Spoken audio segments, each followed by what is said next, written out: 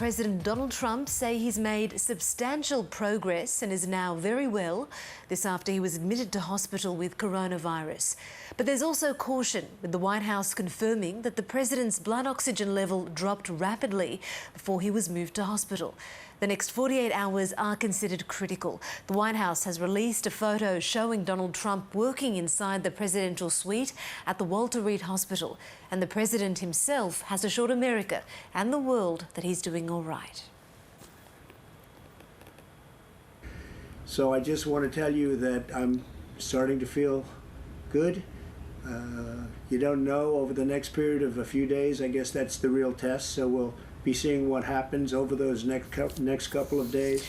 There have been conflicting messages from the White House on the state of the president's condition. North America correspondent David Lipson has the story.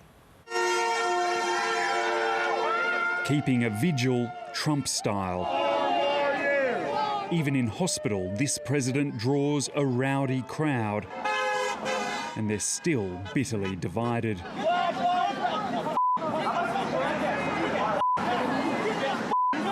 There's a lot of hatred flying around right now, and you can really see that. He'd be fine. He'll be fine. Absolutely. We're making America great again with our president. It's hard to imagine any other president turning a trip to hospital into anything like this. It's a circus, and for all these people, just another chapter in the Trump show. Inside the Walter Reed facility, Donald Trump recorded a message of thanks and reassurance. I came here, wasn't feeling so well. I feel much better now. We're working hard to get me all the way back. And he sought to explain why he'd gone to hospital rather than isolate in the White House. I was given that alternative. Stay in the White House, don't see people, don't talk to people, and just be done with it. And I can't do that. I had to be out front, and this is America. This is the United States. This is the greatest country in the world. His troop of doctors are painting a rosy prognosis. The president's been fever-free for over 24 hours. We remain cautiously optimistic, but he's doing great. But when the White House Chief of Staff offered journalists a background briefing, if we can go off the record with some of y'all. An unattributed statement emerged that the president's vitals on Friday were very concerning and the next 48 hours will be critical. The whole thing was perplexing. Has he ever been on supplemental oxygen? Right now, he is not on oxygen. I know you keep saying That's right now, but should we read into the fact that he had been previously? Yesterday and today, he was not on oxygen. So he has not been on it during his COVID treatment? He's not on oxygen right now. The White House cluster is still growing, with a focus on the Supreme Court nomination in the Rose Garden 7 days ago. Many of those infected were within metres of each other when the president announced his pick. Former New Jersey Governor Chris Christie is among them. He'd been with the president, helping him to prepare for the debate.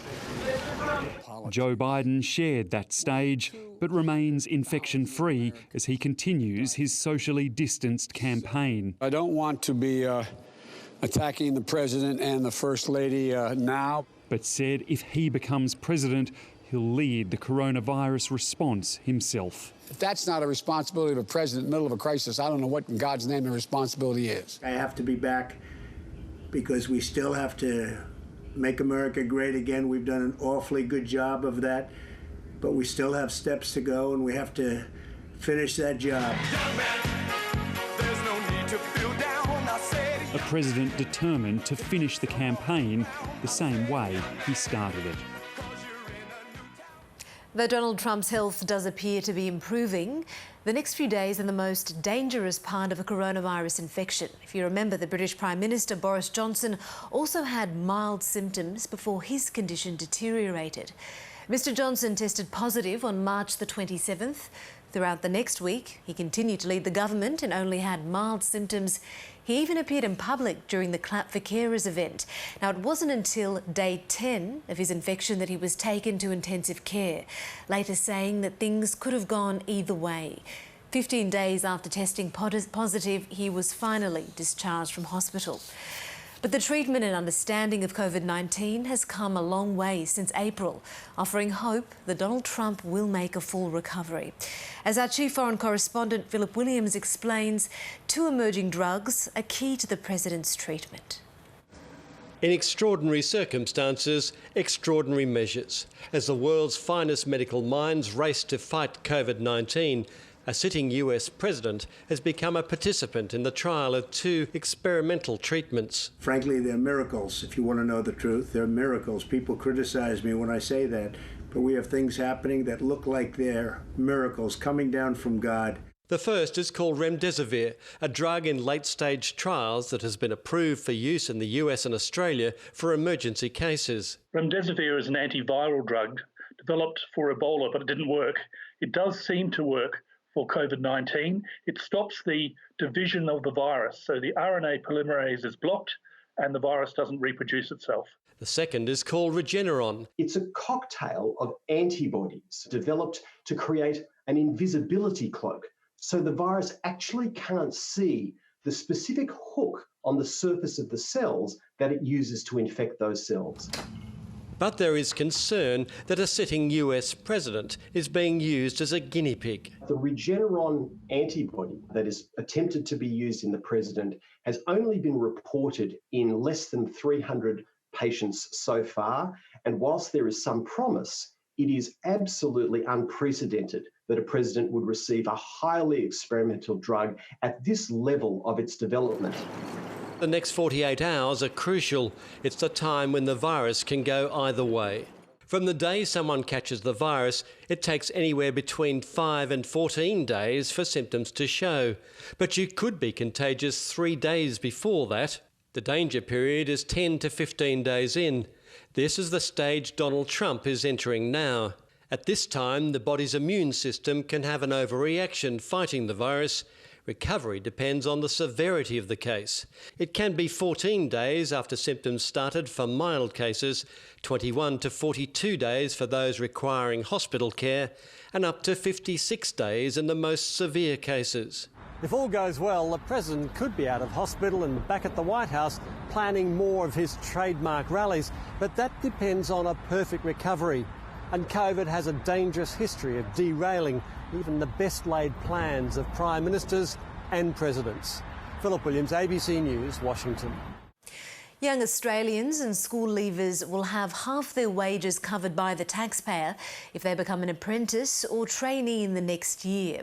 The $1 billion wage subsidy scheme will feature in Tuesday's federal budget, which the Treasurer says will have job creation as its core.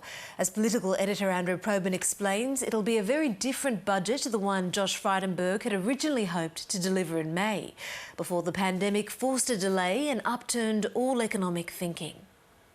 This is the budget tree. A different budget season, vastly changed economic circumstances. It's got a fistful of dollars down the bottom. It's got no fistful of dollars down there. You probably have to dig below those roots. This tree is usually blazing red at budget time. Are you going to make up for it on Tuesday? This document to confirm a budget deeper in the red than it's ever been. Obviously, the deficit will be very significant and the debt burden will increase. The Treasurer saying there's no alternative but to spend big to prop up the economy. It is what it is. COVID-19 has turned the world on its head. The JobKeeper payment has preserved millions of jobs during government-ordered shutdowns. The budget to switch from saving jobs to creating them. We're helping to create 100,000 new apprentices. Taxpayers to pay half the wages of new apprentices and trainees who are put on the books from tomorrow. A subsidy paid to any business, any size, for a year. Beautiful spring lamb. Perth butcher Colin Olsen says each of his 3 shops will benefit. Fantastic opportunity for us to invest in our business, grow our staff. A similar story for dentist Martin Fernando. He's got 4 Hobart practices. The likelihood is that we'd engage 1 trainee for each of those locations, so that would be another 4 young employees in work. But 3/4 of apprenticeships are currently filled by male workers. We need to make sure that as we invest in jobs and invest in the future, that Australian women aren't left out left in the lurch and left behind. I would say to any young girls out there who are finishing up school now, put your hand up, call an Australian apprenticeship provider. Keeping people in work requires us all to spend. The government hopes early income tax cuts will encourage people to open their wallets. The problem with tax cuts, however, is that some people will choose to save that money. Once those restrictions are eased and people are getting back to work and life is coming back to COVID-safe normal, then that more money will be spent, that savings ratio will go down. As sobering as the debt and deficit numbers will be on Tuesday, the cost of servicing that debt will likely be smaller than it was pre-pandemic, when the debt was lower. That's because interest rates are at historic lows. With money that cheap, expect budget spending to be mountainous. Andrew Probyn, ABC News, Canberra. With 2 weeks to go until Melbourne is set to reclaim some of its freedoms, there's concern about a rise in mystery COVID-19 infections. 12 new cases were reported in the state, and a cluster at a shopping centre has now grown to 20. But Premier Daniel Andrews says the state is still on track to loosen restrictions. In Melbourne, it's all about the case numbers. Mike Tolhurst has been chalking up the daily tally outside his Northcote house for the past 2 months. So it's a great way of connecting with the public and hopefully helping bring the numbers down. There were 12 new cases today. 1 person died, taking the state's death toll to 806. There are 241 active cases, the same as yesterday. Today's 14-day average sits at 11.9, but there's only 2 weeks left to hit the target of 5 cases, which would trigger further easing of restrictions. It's delicately poised, but we are there, ready. If we continue these numbers, continue this trend, we are ready to take that step, all things being equal, in just a couple of weeks' time. The government is considering a new number that focuses on infections under investigation. So instead of 12, and with 6 linked to outbreaks and clusters today, we should see 6. Authorities are counting on everyone doing the right thing, gathering in small groups outdoors and wearing masks.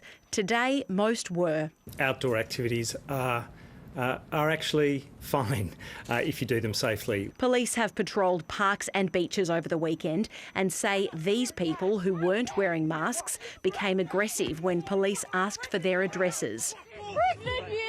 3 of today's new infections are linked to the Butchers Club outbreak at Chadstone, taking that cluster to 20. And it might be, again, super spreaders or super spreading events where someone is particularly infectious and there's only casual contact. Doctors say that's why contact tracing is crucial. We've outed this for months now, and we now see some coming to the table, coming to the party of these local public health units. I remain to be convinced that they will do the job. I'm going to give it the benefit of the doubt, but in reality, this to me is the last roll of the dice. There are 3 new mystery cases in Melbourne's southeast and outer west. Mystery cases or cases of unknown origin remain a concern. We've got an uptick in the total number in the 14-day rolling period. It will be a crucial 2 weeks. Margaret Paul, ABC News, Melbourne. Taking a quick look at the weather in the capital.